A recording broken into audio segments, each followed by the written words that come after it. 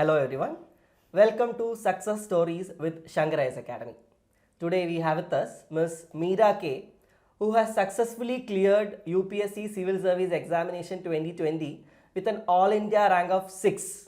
So first and foremost, hearty congratulations Meera from myself and the entire Shankar IAS Academy family. Thank you so much. And more than interview, this is like a one-to-one interaction because Meera is a very close friend of mine. So when I heard the news that she had got rank 6, because somebody from the academy called me and told me, I was, I guess, as excited as Meera was. It was something like, one of my family members, getting this rank. So anyway, we all are really happy for your achievement. Thank you. So my first question to you, again, I think it is after a long gap that Kerala is getting a rank in the top 10, right? So again, special congratulations for that. Thank you. So my first question is, how did you know the result? Like, I think the result came after 6 p.m., right? Yeah. So how did you know the results, and what was your first, thought, reaction which came to your mind? So I was expecting the result yesterday. I didn't know when it would come, but then there is a Telegram group which would say that the result is about to come. Yeah. They're going to I think put it's it some on. Bekar group, Yeah, right? yeah. So they'll put it like the notice board is being cleaned and they're putting the lights on. So it was around 6 o'clock that the result PDF came, and first I thought I'll see who the first two, three ranks are, and then I just suddenly saw my name there. I was shocked for a bit. I thought that's not my name. I saw something wrong, and then I checked it again. I just did a Control F, and searched for my name to make sure that the sixth person is my name. And along with that, I felt really happy and relieved that I don't have to go through the cycle again. But then I was very happy initially. I was very elated. And now that almost 24 hours has passed after my results, now I am getting a sense of the huge responsibility that I'm going to be entrusted with, and I feel humbled by it, and I feel grateful that I'm getting an opportunity to serve the people. We still are excited. I think it has more sunk in for her, but we are still in that elated mood that she had cleared with rank 6. So tell us about your family, and how did the support from the family in your entire preparation journey? My family consists of my father, mother, and my younger sister. My dad, he retired from a private construction firm, and my mother is a teacher. And my sister, she's an analyst at Goldman Sachs. The support from family is, of course, a very crucial factor for this preparation, because, as you know, it's a very long journey, and you know it better than anybody that he was always with me during this journey. So support from your family, from your friends is very essential. There is a limit to which you can keep yourself self-motivated, but if you have a very good external support system, they can motivate you. And especially in this year, because of the corona, the process stretched over 1.5 years. And during this time, talking to family and friends was crucial in keeping your mental fitness intact. Great. Now let's talk about your preparation journey. So you are basically a mechanical engineer. You have done your BTech from Government Engineering College, Thrissur, and then I think you joined L&T and worked there for some time. Yeah. And then you decided to leave the job and started preparing for UPSC, right? So this thought is there in the minds of many people, like they are working and they want to prepare for UPSC, but they are worried whether they should quit the job. So it's like a big gamble. UPSC is like a big gamble. So what was your spark? What made you that decision that, okay, I'll quit my job and then I'll pursue this? What made you do that? So first of all, I wouldn't say that you have to quit your job to prepare, because if you plan accordingly, and maybe not in 1 year, but if you take 2 years, maybe you can, if you're completely starting from zero, I'm saying, 2-3 years, you can complete the whole syllabus even with working. But when I was working in L&T, I had a lot of responsibilities entrusted to me. I was a quality analyst, and I was a single member in a whole team who was assigned the task of quality. And the work was becoming a bit more hectic, and I thought that I couldn't give equal importance to both work and preparation. So that was when I decided to quit. So I gave a trial attempt in 2017 to see if this is my cup of tea, and I didn't score well. Obviously, I didn't clear the prelims that time. But then I realized that this is something that I can build on, or something that I can work on if I spend more time on it. So that's when I decided to quit.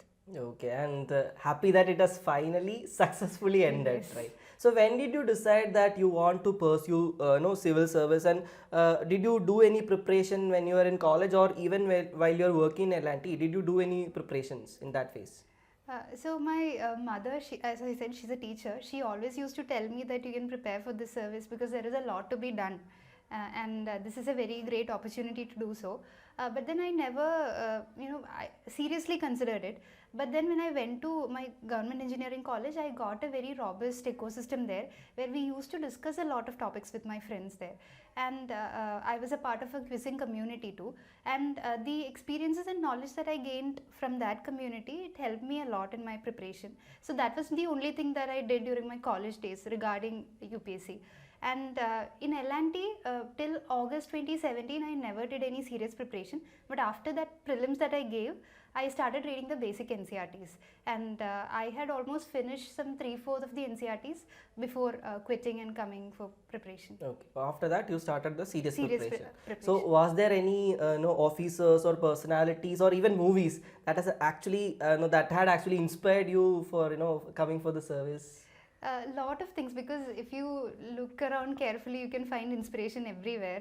So there are a lot of officers, a lot of personalities, movies, books, etc. that inspired me. But I cannot pinpoint one because everybody taught me something or inspired something. Difficult to pick one. Yeah, it's very difficult to pick one. Okay. Because it would serve as an injustice to the others. Very true, very true. Now, coming to your preparation journey, how many hours did you use to study, and did you have a proper timetable where you like a person who followed a proper timetable? And there are rumors at least which says that you have to study slog for 16-18 hours, then only you will clear UPSC, etc. Is it a myth or is it a reality? Have you ever studied for 16 to 18 hours? So tell us about your how you managed your time. I have never studied for 16 to 18 hours in a day, not even 14 hours, not even 12, I think. 10 maybe just 2-3 days before the exam, but not before that. So I think that is completely a myth. I don't know, there might be people who are doing it and I don't know how they're doing it, but I don't think it's humanly possible for someone to study for 14 to 16 hours a day and continuously maintain the momentum throughout the preparation cycle. So rather than, I'm a quality and I used to work in quality, so there is this concept called Kaizen, which means continuous improvement, marginal improvements every day instead of going for big shot improvements and that in a single shot. So that will continuous improvement over smaller periods will make a lot of difference, and I think that is something we can apply in civil services too. Every day if you're covering a bit more of the portion, that is more useful rather than you sit for a day, you finish a whole book and then for the next 3 days you're not doing anything.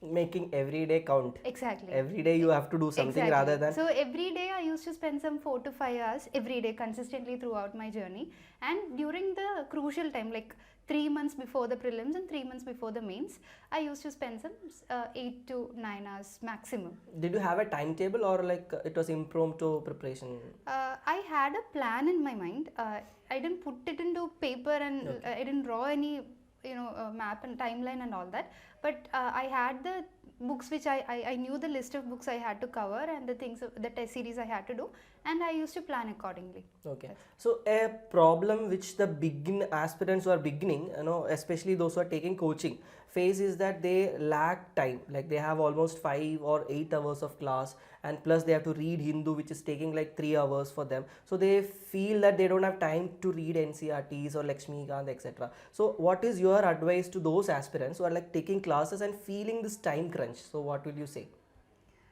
I would say that you have to prioritize, because everybody has only 24 hours and you can't do everything in a day. So the thing is, what I'm observing is that because of running behind classes and materials, people are skipping Ncrts and newspaper these days. So that is a very wrong choice in my opinion. Because newspaper and Ncrts forms the basis of your preparation. So that should be what you should devote your time, and the rest of the time you can devote for your classes and your any other material that you're referring. So classes again, This might be a controversial opinion, but I'm saying you don't have to attend all the classes. Maybe important topics such as polity, economy, modern India, you can attend all the classes, and the rest of the topics according to your strengths and weaknesses you can attend. For example, if a student is from an arts background, that person can go and attend the science and tech class. But if a person is from the science and tech background, I am not sure. Again, I can't say this, but then they can prioritize and see. Okay, so you can prioritize, and so that you can manage the time. Exactly. And coming to this Hindu reading, okay, I want to ask it, prelims main separately, but let us come to that. How did you read the Hindu? Did you read Hindu every day in your preparation, and what duration did you take to read Hindu? So this is something which aspirants would like to know. So initially when I started reading Hindu, I used to take some 3.5 hours because I used to make very good notes out of Hindu. Not just the news, but I used to go do background research and do everything. So the first 4 or 5 months I used to spend some 3.5 hours, and I thought that was a waste of time, but in the end I think that is my greatest resource that I use right now, because I have a lot of issues covered in that, and then after some months issue starts repeating, so you don't have to do the background research again, so it becomes easier, and the hours you spend on newspaper reduces. But then I used to make notes consistently out of newspapers and Ncrts also. Did you revise these notes? What is your opinion about revising the notes which you made, or was it like one time you made it, you studied it, and then you left it? What did you do with these notes? I think revising is the most important thing, because even if you're skipping the newspaper for 2-3 days, I think that's okay. But if you don't revise what you've already read, that will be like better you don't read it at all, because you will not be able to recall anything. So consistent revisions, monthly, or at least I won't say weekly, but once in a month, if you're able to revise what you've written throughout the month, that will be useful. Great. So now let us come to your UPSC journey. First attempt you gave very casually just to know the exam. So you obviously did not clear the prelims. And the second attempt, which was your actual serious main attempt, you went till the interview and missed the rank list by like 10 or 13 marks. Yes. And immediately after that you failed the prelims. It is like falling from the pinnacle, right?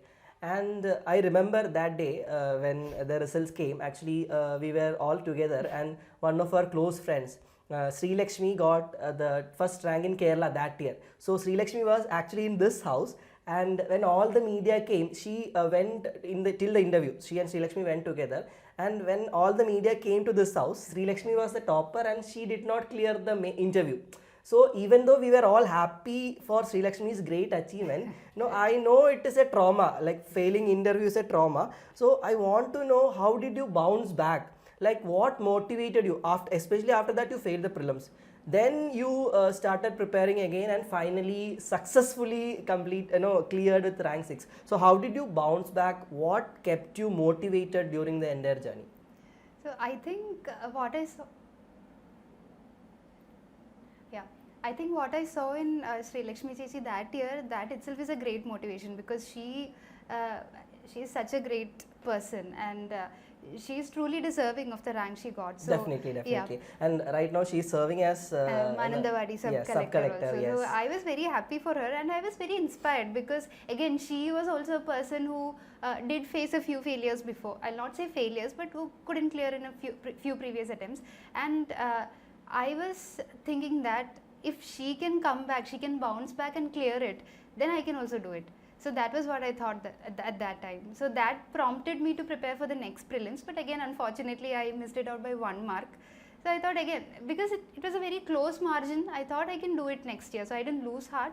I started preparing again, and again I wasted a few months thinking of alternate options and all, because every aspirant does that when they fail the prelims. But then because of Corona, I can't say thankfully because of Corona, but because of Corona the prelims got extended for a 3-4 months, and that gave me a new chance in UPSC. So I started my preparation again afresh. So great, like it might be inspiring for a lot of aspirants, because everybody goes through ups and downs in the UPSC journey. Exactly. And it is very important to remain grounded and remain motivated till the time that day comes when your name is there in the PDF, right? Exactly. So happy to know. Now let's discuss something which is more relevant to the preparation. Like we'll discuss few things about how you prepared for prelims, mains, interview, etc. So first let us take prelims. So what was your strategy for prelims? And in the first attempt, like when you gave, I think 2017 prelims you gave, right? So when did you start the preparation for prelims, and when did you start reading? You told me like when in the L&T itself you had read few NCRTs. How did you prepare for the first prelims? So my first prelims that I gave in L&T, I didn't prepare anything at all. Just No, like, I will take the first serious prelims which you cleared till the interview. That prelims, what all did you do so that in that first serious attempt itself you could clear it? So what all worked for you in the first prelims? Yeah. So my first thing that I did was I built a strong base in the basic subjects. For example, modern India, polity, economy. Then that's a basic thing. And again, I read all the NCRTs. So people keep asking me, should I read the 6th standard NCRT, 7th standard NCRT, because it's very small and it's not relevant. But I used to take copious notes out of all the NCRTs, and that note is something that I revised even for my interview. So that has helped me throughout. And so that is one thing. So after reading the NCRTs, I got a solid base in all the major subjects, and then I started prioritizing. So which areas more questions come, that areas I used to refer to more sources. Then again we have standard textbooks, Spectrum, Lakshmikant, Shankar Ganesh for economics, Shankar IAS material for environment. So all these materials I used to read very diligently. And again, Hindu is something that I initially I used to read the Hindu. Then I shifted to Indian Express because I thought that it's covering a bit more issues, but I would say it's not an issue because any news, Hindu or Indian Express can be read. And that again I used to take notes. So this was the basic of my preparation, and then I used to do a lot of test series. Even Shankar IAS prelims test series I used to attend very diligently. And the good thing about test series like this is that it gives you an all India perspective, because students from all over the country is taking tests, especially from Shankar or other major institutes. So it gives you where you stand in the all India level. So that's why I used to take the Shankar test series. So that was my prelims strategy. I used to do as many questions as I can. And a senior once told me that if you do 10,000 questions, that is 100 question papers, and you revise it regularly, you can clear with the forest service cutoff. Forest service cutoff. Okay, that is one strategy, and it has actually worked for me. You. Yeah. That's great. So you were saying that you made notes for NCRTs, Hindu, etc. So a basic doubt which aspirants have is like, should we make notes for NCRTs and static books like Lakshmikant, Spectrum, etc., or shall we read it directly? So what is your take on that? So I would say that you can make notes out of NCRTs because as I said again, you have a lot of NCRTs and you're not going to revise everything again and again if you underline it or highlight it. But if you have a note, for me the whole geography 6th standard to 12th standard NCRT, it was covered in a single notebook, and all I had to do for geography was to read it again. So that is one thing I find very effective in case of note making from NCRTs. But when it comes to the standard books like Spectrum, Lakshmikant or Shankar IAS, environment booklet, etc., these are notes in them in itself, and every line is a point, and it might come as a question in prelims or mains. So there is no point making a note out of it. Making notes out of it would be like copying the whole thing again, so that is pointless. So revising Spectrum, Lakshmikant, etc. 2-3 times before the prelims is enough. You don't have to make notes out of it. Okay. So now coming to current affairs, what are your suggestions for current affairs preparation? So you told that Hindu reading is very important, and you made notes from Hindu. Apart from Hindu, shall aspirants do anything more to fill their current affairs for prelims? So basically Hindu is the primary source that I used. I also refer to monthly magazine booklets that are available in the market. You can use any institute booklet will do, whichever one you find convenient, you can stick to it. Even IAS Parliament is there, so any monthly magazine will do. In addition to it, there will be yearly compilations which comes towards the prelims. So that is also something that I refer to, especially for the schemes and economy, etc. It will give you a holistic coverage. So along with this, time and again I used to refer to PIB and Rajya Sabha TV videos, but that was not very consistent. Once in a while. So Hindu plus monthly magazines plus once in a while you refer to PIB, etc. Right? And the 365 coverage of yearly magazines. Okay. Now one question last question about prelims is like, now prelims is almost like 2 to 3 weeks ahead, and especially as we near prelims, students have this confusion: should I revise basic books more? Shall I read Spectrum, Lakshmikant, or shall I do more question papers and revise those question papers? So do you have any take on that question? Like, what should aspirants do as they are nearing more to the prelims? I think one important thing is that you don't read anything new now. All you have to do is read whatever you have read till now, especially Spectrum and Lakshmikant. Make sure that you're reading it once, and your basic environment and economy notes also you can refer to. In addition to it, you can keep on solving the question paper. So now we have only 2 weeks left. So now you can start doing your complete test series instead of the full subject tests. full test Yeah, yeah. exactly, instead of the subject test. So and make sure that you're scoring somewhere around 100, but that's not again a thing. But try to improve your score consistently, or make sure that you're not going backwards in your own score or in your own parameters. And that's enough. And revise your current affairs. If you've prepared notes, well and good. Otherwise, stick to some monthly magazines or even the 360-degree coverage magazines. Yeah, that will do. Right, now let's go to the mains preparation. So again, we'll take the attempt which you seriously gave as your first attempt. Yeah. So in that attempt, when did you start this answer writing practice? Because students have this confusion, especially those who are in the first year. When shall we start our answer writing, and how did you proceed with the answer writing, etc. So when should a student ideally start this answer writing practice? So my first attempt was a very risky attempt because I didn't have a lot of time. I quit somewhere in December and the prelims was in June. So I didn't get a lot of time to do answer writing. So thankfully I didn't suffer any serious setbacks because of that. Maybe because my answer writing style was initially it was okay and my handwriting was good. So that helped me a lot.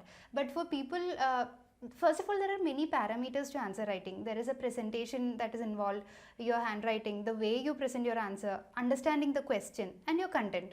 So you have to know which area you're lacking in, you have to practice there. So ideally, if you're able to complete a full course of answer writing some 2-3 months before the prelims, it will be very good. Otherwise also during the gap between prelims and mains, you can go for a test series. But don't take the scores to heart. That is the only thing that I'll say, because you might not have covered everything, or this is not how you will perform in the mains, because under the pressure so many things will come together. So if you're practicing answer writing between prelims and mains, make sure that you're not getting disheartened if you're getting low scores. Okay. Now, regarding current affairs for this mains, was your sources the same? Like, how was there any difference between the current affairs preparation for prelims and mains? What is your take on that? It was more or less the same. Another thing I additionally did was, especially for the schemes and the major government initiatives, I used to refer to PRS.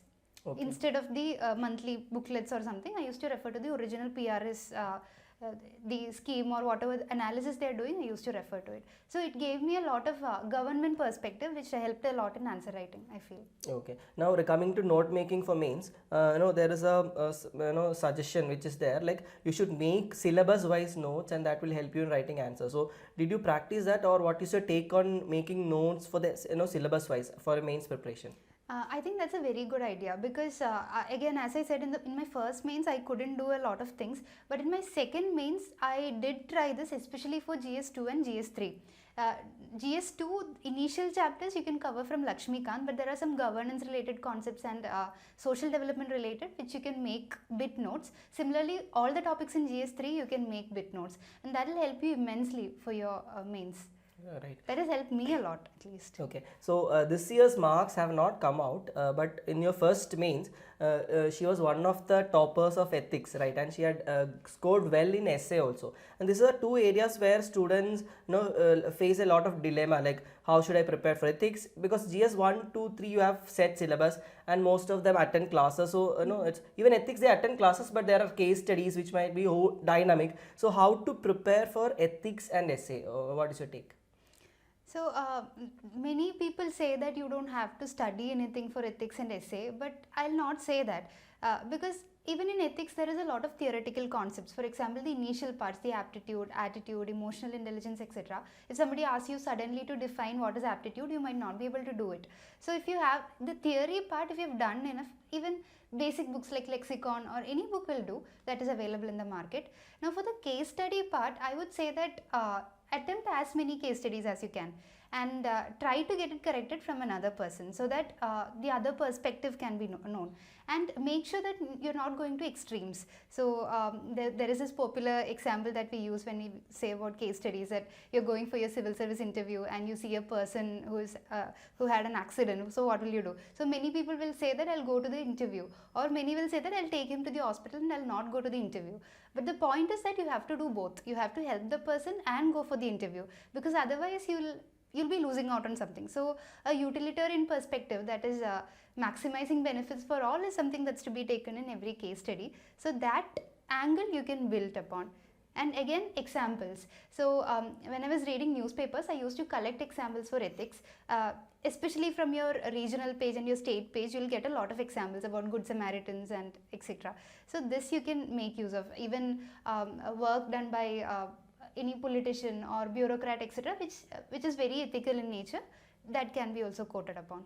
I was just recollecting that we had this case study in the 2018 mains, where you're going for the UPSC interview, and Exactly. somebody was some of your relatives having an accident. Right, What would you right, do? right. And one more point I remember is that for a case study, Sri Lakshmi, which whom we were mentioning earlier, she topped in that year. She and you took contradictory Exactly. stands, right? Yeah. And then both of you got similar marks, Exactly. right? Even though they took different opinions, but I think it's all about how you support your answer, and how proving that how ethical you are, in whatever decision you are taking. Exactly. So that question, if I remember, it was about Snowden Yes, or yes, Julian Snowden, Assange. yeah. So I told that telling the right thing to the people is what you should do, and she said that because you're from the government, official secrecy is to be maintained. That's how I remember it. I'm not sure if that's exactly what happened, but we were going for completely different opinions, and we both got the same marks, similar marks in ethics. So which was very high also. Yeah, exactly. So I think it's all about how you support your answer and how logical you sound.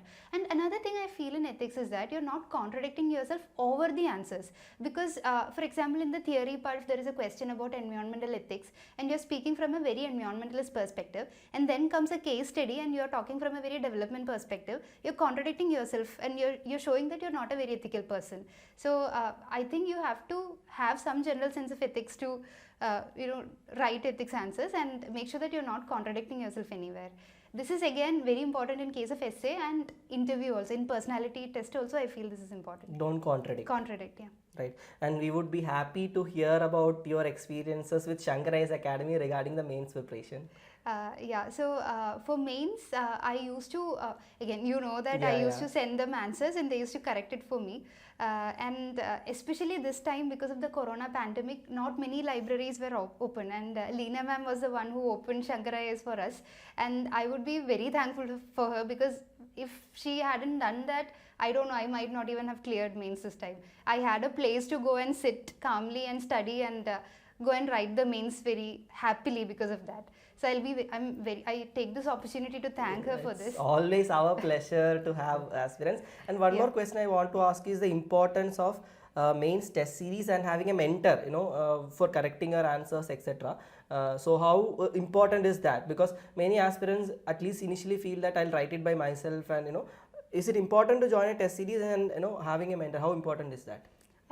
If you can join a test series, if you can afford to do that, it's well and good. If you have the time for it, that's very important. You'll get a lot of points and tips, and you'll get a lot of personalized attention, because if you're writing your answers and you're correcting yourself, you might not identify your issues with it.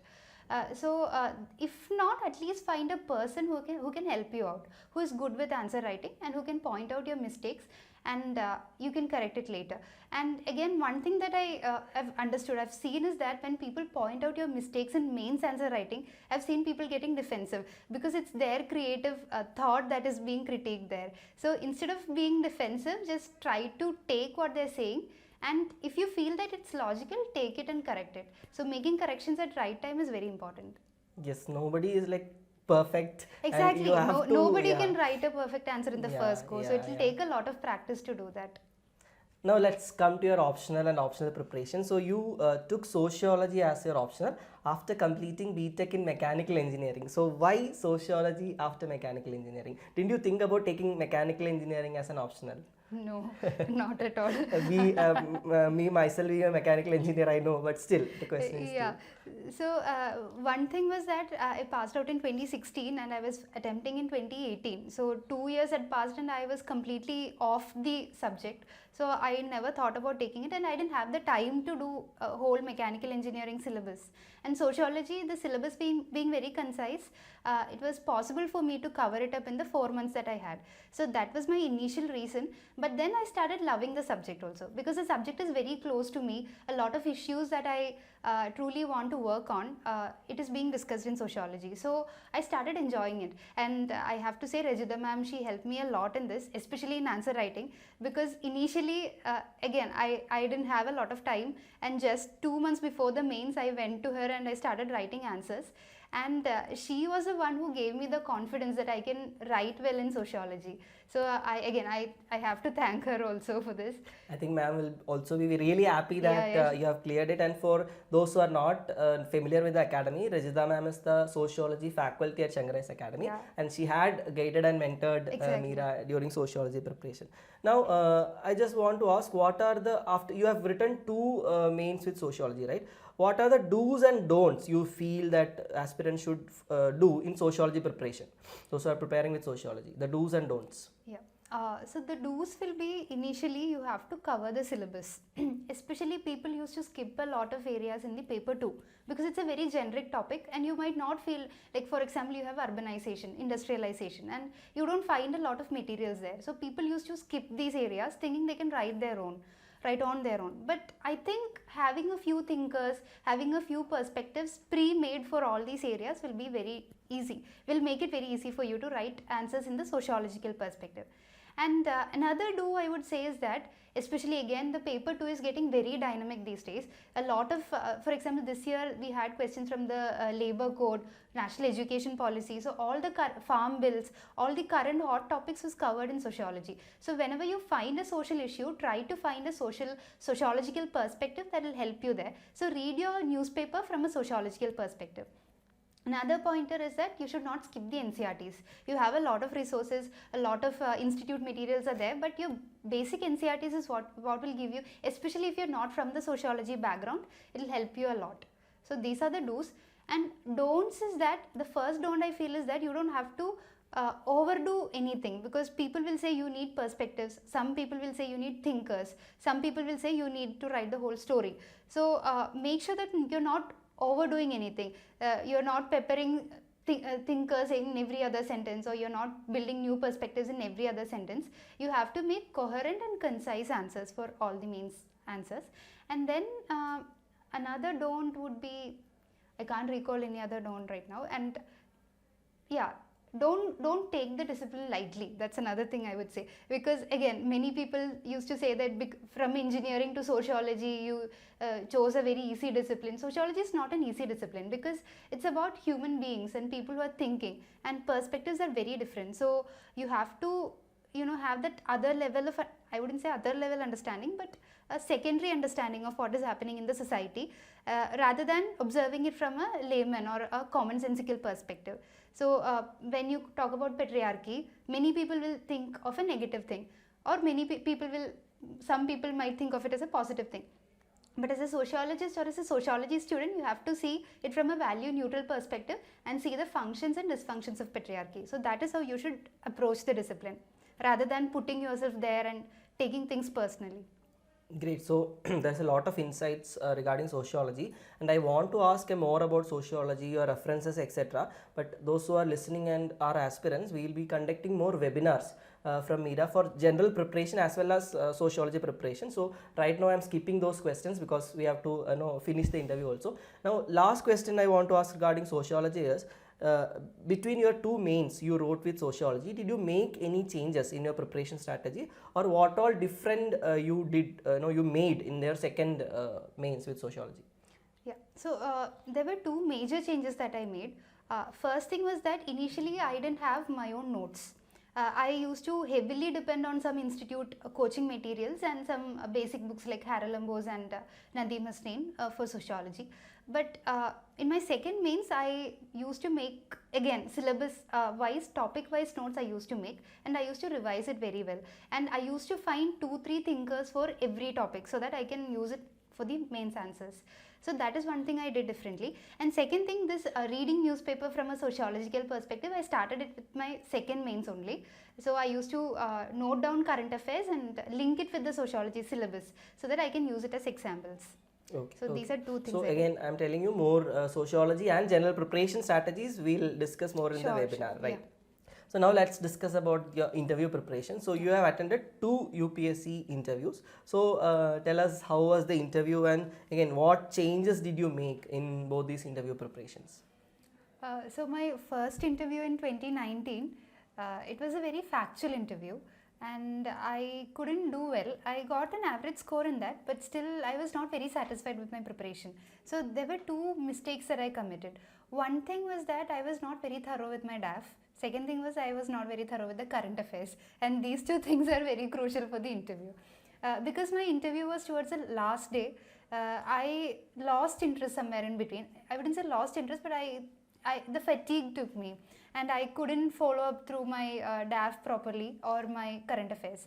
And then they started asking me random factual questions, and I got pressured, and something went wrong, and it was a downhill from there, and I got an average mark. This time, I don't know, the marks have not yet come, but still I feel I've done better, because again I was very thorough with the DAF. Every word that I had written, I thoroughly analyzed in multiple perspectives. Another thing that I did was, last time I thought the factual interview came because my hobby was quizzing. So I changed it into organizing quizzes so that it will be more easier for me to handle it. So similarly, when you're filling your DAF, make sure that you write things that you can handle and things that you can cover properly. That is one thing I did. And second thing was, I was very thorough with the current affairs. I diligently read the Indian Express and the regional local newspaper thoroughly so that I can answer questions from both state perspective and the central perspective. So any interesting questions which you got in any of these interviews, which again for general public as well as students, they are always curious when you say that you have attended the interview, what did they ask and how was the experience? So any interesting questions which you would like to share with the audience? My first question itself was about my name, Meera, and they asked me, do you know who Meera is, and analyze her from a sociological perspective, because my optional is sociology. So this can happen. 2-3 keywords in your DAF can be joined together, and they might ask you questions. And so this was my initial question, and this was asked by the chairman. And after one round, the chairman again asked me, so I have one final question for you. Do you want to change your name?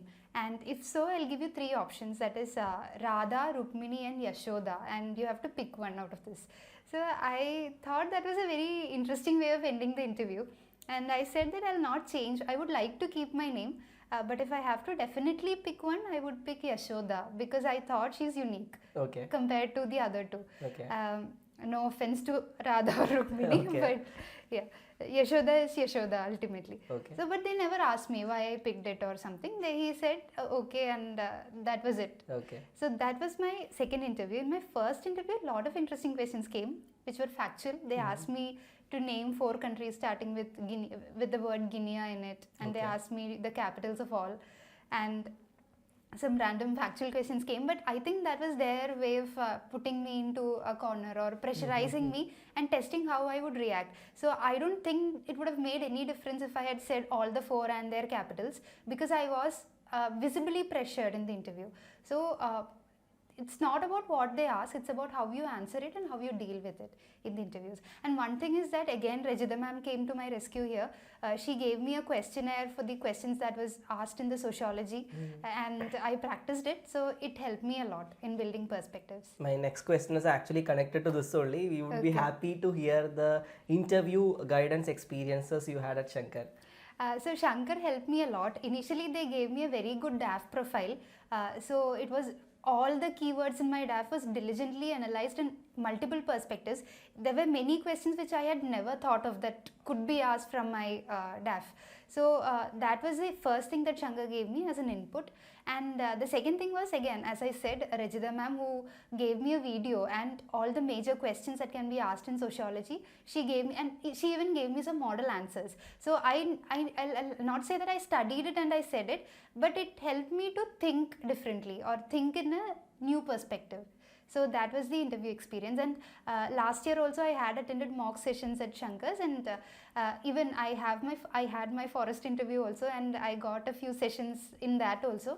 So interview experience at Shankar's is very good for me. Again, really happy that we could help you out. Yeah. Now, UPSC preparation is a long journey. You don't know actually when this journey will, you know when it will start, but you don't know when it will end. And it is actually very stressful. So how did you cope up with stress? This is something which is very important, because there are a lot of people who go through depression, mental trauma, and then eventually they fail to come out of it. So what did you do so that you could come, if you had faced stress, how did you come out of it, or how did you deal with this difficult mental trauma which you had to go through when preparing for UPSC? So one thing that I feel is that, again, as you said, there is no end date to it. We don't know when you'll get into it, or if at all we'll get into it. So one thing that I neglected initially during my preparation was my health. I used to sit continuously. I never took any exercises, and I started stress eating, and I gained a lot of weight during my initial days. So one thing that I changed after my 2019 failure was that I started exercising a bit. I started taking walks, and I started some small jogging or yoga exercises. It helped me a lot in dealing with the pressure, because at least for 1 hour every day you're doing something different that's not related to UPSC. And another thing was talking to my friends. Again, initially many people would cut off their old friends so that they can completely focus on preparation. I did the same mistake, but then after again my 2019 prelims failure, I reconnected with a lot of my old friends from college so that I can talk to them about something other than UPSC. And that was two things that helped me cope with the pressure. And of course the ecosystem, that even you were a big part of it in helping me whenever I used to face trouble. Like that team itself was really positive. Exactly. Had a lot of positive vibes. A lot of support systems that we have in each other is something that I value a lot. Yeah, so I think that peer group actually works somewhere. I feel that. And next question I want to ask is, like, 3 mistakes which you feel that you have made during the UPSC preparation, or 3 things which you would have done differently looking back. What all will you say? If at all you can say, point 3 things out.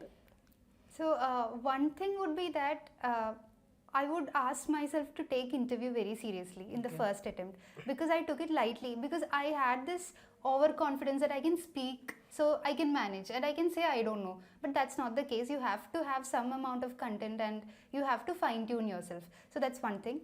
Another thing would be to practice answer writing. Again, this was because of lack of time, but I couldn't do it well. So that is another thing that I think we should focus on. Third thing would be to be a bit more calm and confident in your abilities, because this was what cost me my 2019 prelims. I was very stressed out. I was very preparing in a haphazard way that ultimately, again, even in my worst condition, I lost out by only 1 mark. So I never thought that I'll even score that. So to be more confident and be more calm in dealing with the whole thing is what I would say. I think being physically and mentally calm, stable is more important than the end. It's very important in the preparation journey, irrespective of whether you are clearing it or not.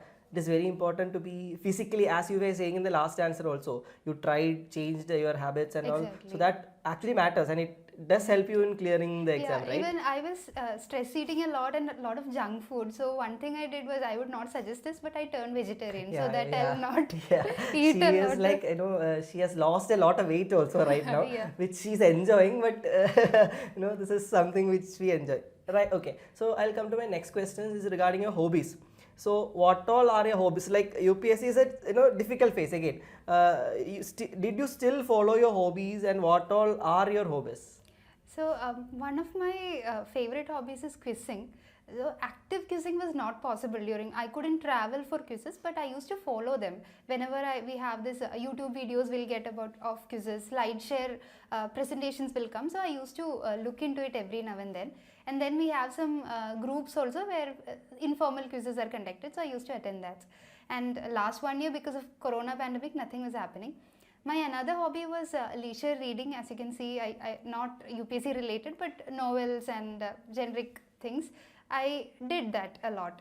And again, I started a lot of new hobbies like watching web series and movies during my preparation phase, I would say, because it helps you distract when you are feeling anxious. Okay, okay. So as you said, you are a quizzer, right? And I think you had a quiz club at your college. I think Jnana, if I'm not right. So did quizzing actually help you anywhere in your preparation journey, especially prelims? There is a lots of facts which you have to study. So did that help? Quizzing did it help?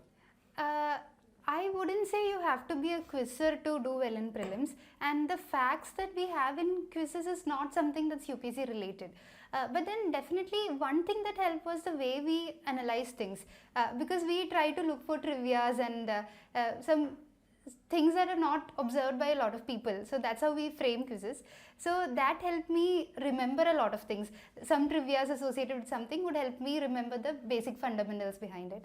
So that's one thing that helped me. Another thing was my peer group that most of the members of my quiz club are actually preparing, or some got into service also. So the peer group that I received from the club is something I value to this day, and those are my closest friends that I have. Again, peer group is important, Very in important, the exactly. preparation. Now, next question I want to ask is about social media. So there are a lot of people who say that no, I don't use social media. I stayed away from the entire social media during the preparation journey and all these things. So did you use social media, and do you have to stay away from social media during your preparation? What do you say? I am a very avid user of social media, and I never stayed away from it, especially Facebook, because I used to follow a lot of pages like World Bank, Economic Forum, IMF, etc. And I used to mute people who post a lot of junk things, Okay. selfies I and all that, and understand. I just follow a lot of pages. And this will help you study when you're relaxing. So you'll scroll through it, you'll see something and you'll remember it. For example, I wouldn't say this, it's not for UPSC related, but I had another interview where they asked me some gender neutral term was introduced for batsman. Do you know what it is? So I never read it anywhere else, but a friend of mine had posted a status regarding it, and I knew that it's batter from that status. So I think you don't have to stay away from it. Overusing anything is not good. So limited use and leisure relaxing purposes you can definitely use, and you don't have to two things. One thing is that in social media you'll see people of your age enjoying life, traveling everywhere, getting married, etc. So don't get swayed away by that and don't feel depressed. And second thing is that you don't have to be a avid participant of it. You can be a silent observer in social media. And WhatsApp is again something I used a lot, because I had a group with only me where I would put all the random links and articles that I find, and I used to read it from there. So that's again something I used. We have a lot of apps for that also. I'm not a very tech savvy person, so I used to do that. And did you use this app called Telegram? Yes, definitely. I forgot to mention Telegram, because a lot of resources are available there in Telegram, and you see people from all over India. So again, as I said, that's where I found out about the results also, that it got out. So Telegram is again, it might add to the pressure sometimes, but again it's a very valuable resource for preparation. Fine. Okay, now I just want to ask, like, I was really happy seeing the results this year, because in the top 100, especially the Keralites who got into the service, I think 10 Keralites got in the top 100, and out of which 8 are actually female candidates. You being the state topper and you're a female candidate. But generally in UPSC, if you take the statistics, the number of candidates, female candidates who clear is less than 30%. This year, I think it's somewhere around 28%. Last year, I think it was less than 25%. So, do you feel that for female candidates, the journey is more challenging, and what would be your advice to the female aspirants who are preparing for this exam? I wouldn't say it's more challenging, but the challenges that a male candidate and a female candidate face are different.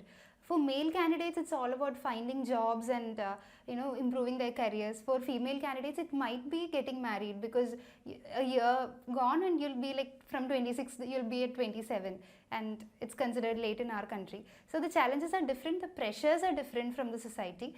But yes, the female participation or representation is low in the national level, but I'm very happy to see a lot of people clearing, and I feel that this might be it might be a sense of the changing times, that in the future we might see more people coming up.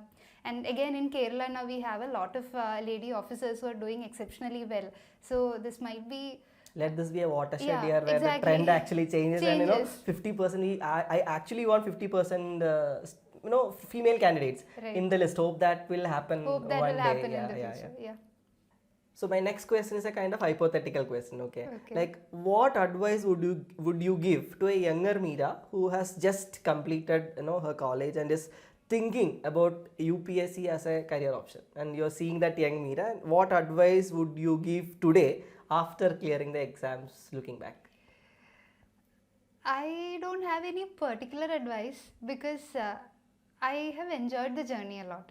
And I wouldn't change a thing about it now that I got to the list. If the outcome was different, maybe something else. But yeah, all the failures that I had, it taught me something new, or something that was wrong with me, something about my inherent personality or the way I was approaching things. There were a lot of flaws in me. So even now I'm not a perfect person, but I was able to correct it a lot. And if I had gotten inside in my first attempt, I would have seen this exam as, I would have taken it as a matter of fact, or taken it for granted, and I wouldn't appreciate it the way I appreciate it today. So I wouldn't change a thing about my journey. So if I meet her, I would say that you have a lot of things in store for you. Brace yourself and go for it. That's all. There is a challenging road ahead, Exactly. which you should be prepared, mentally, physically prepared Right. to embrace. And I just to connect to what you are saying, UPSC is never looking for perfect people. Exactly. Nobody is perfect. Exactly. They are looking for average, ordinary people who are ready to work hard and smart. Am I right? Yeah, that's what I think so. Perfect. Only they know what they're looking for. But Exactly. So again, to put it in a different perspective, an advice you would like to give to new aspirants who have just started the preparation journey, or who would be watching your interview and would have decided, okay, I also want to be a civil servant. So what advice would you like to give to them? Okay, I would say that you should fasten your seatbelts, because you have a very bumpy ride ahead. But yeah, I hope that all of you clear in your first attempt. But again, we know that practically it might take you 2, 3, 4 attempts to clear it. So be prepared for that. And some practical advice would be that if you have financial constraints, you can think about a backup plan, because that will give you a lot of security and a sense of calmness when you're preparing. But this again, I'm saying only for people who have dire financial constraints. If you can afford to do it, I would say that go for it, because it will change you as a person. Whether you clear it or not, you'll emerge out as a very better person who is well informed and who is socially more responsible. Perfect. No, and there is no other better way to put it out. Now, I want to ask your advice to, or what you have to tell to those aspirants who have given multiple attempts and have not cleared. There are people who have given 2, 3 prelims, but they have not cleared. There are people who have given multiple mains and not able to clear. And we know that even in this year's interview, like very few have gotten right. There is more than 50% have failed the interview phase, and they all will be going through a lot of emotional trauma. Yeah. What do you have to say to those aspirants?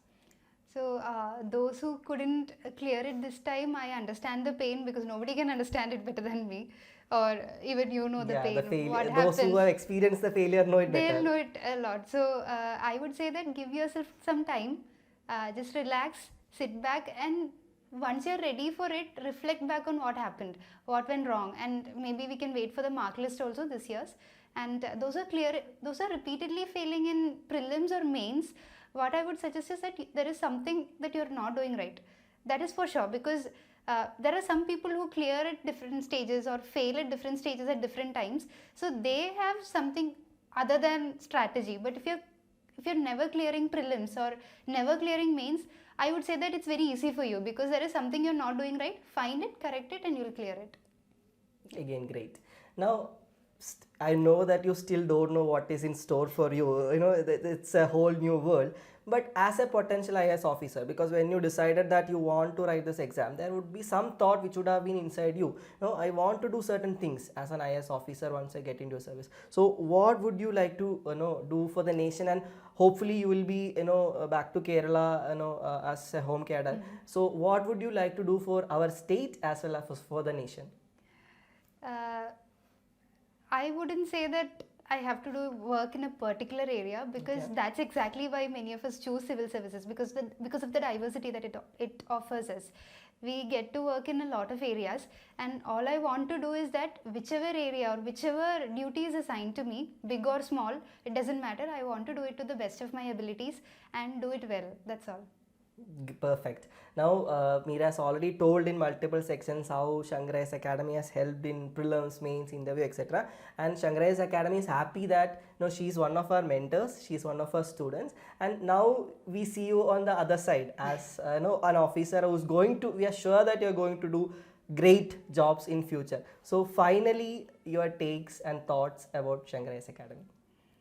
So Shankar was always my happy place, because as you know, a lot of our ecosystem, the people there are associated with Shankar.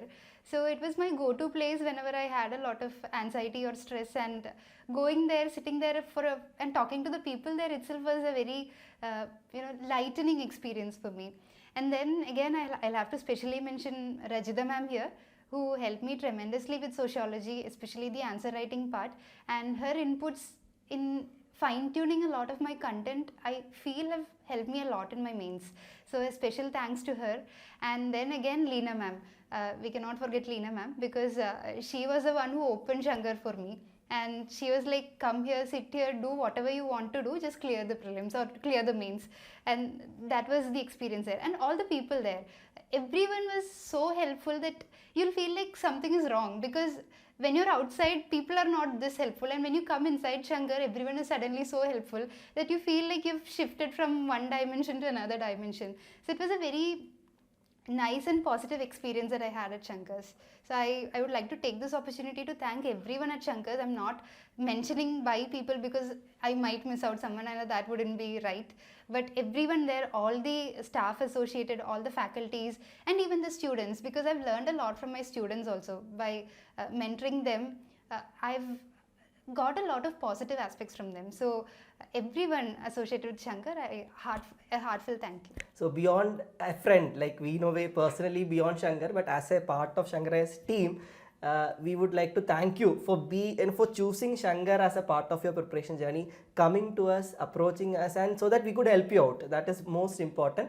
And to those who don't know, she kept on mentioning Leena ma'am. She is actually the branch head of Shankar IAS Academy Trivandrum. Yeah. So again, all hats off to all these people she has mentioned, and really happy for you, Meera. I can't put it in words like how happy I am, as a part of Shankar IAS Academy and as a friend. And I'm sure that I'm actually eagerly looking forward, because we have all these officers here. I'm not naming anyone who is doing tremendous job, whom we all look up to, right? So I kind of feel that you will be one of the next, where I will be looking up and I'll be telling others, see how well she's doing. So this is what you can do as a IAS officer. So on that note, thank you so much, and wishing you all the very best.